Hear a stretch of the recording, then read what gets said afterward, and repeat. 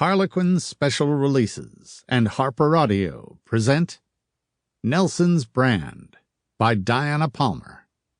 Performed by Todd McLaren.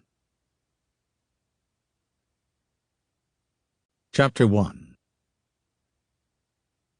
He was very noticeable, and he knew it. He also had a pretty formidable reputation locally with women, and he didn't usually turn down blatant invitations. But the wide-eyed scrutiny he was getting from the woman at the corner table only irritated him tonight.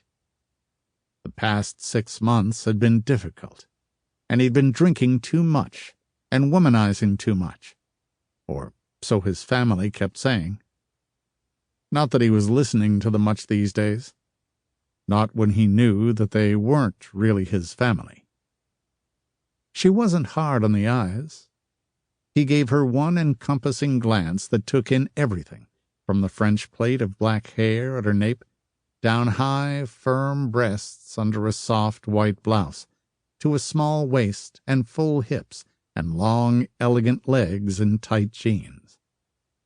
She was sitting at a corner table, a little away from it on one side, with his half-brother Dwight, and Dwight's fiancée, Winnie.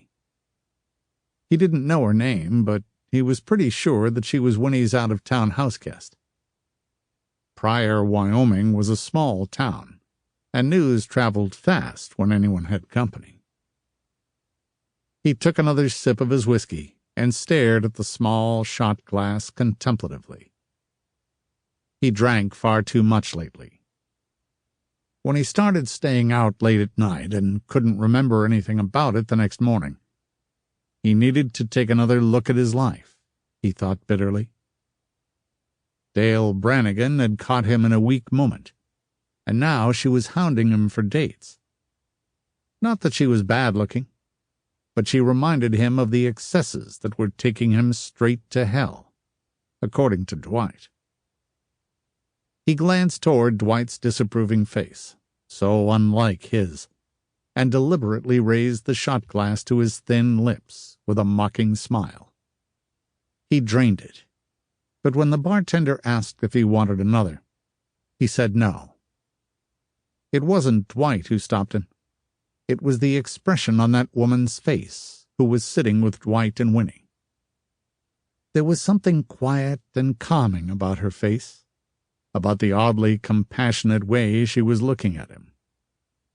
What he'd thought was a flirting stare didn't seem to be one. As he met her eyes across the room, he felt a jolt of pure emotion run through him. Odd. He hadn't felt that before. Maybe it was the liquor. He looked around. The bar was crowded, and there weren't many women around. Thank God Dale wasn't here to pester him. Frequently on a Friday night he drove up to Billings for a little entertainment. Tonight he wasn't in the mood.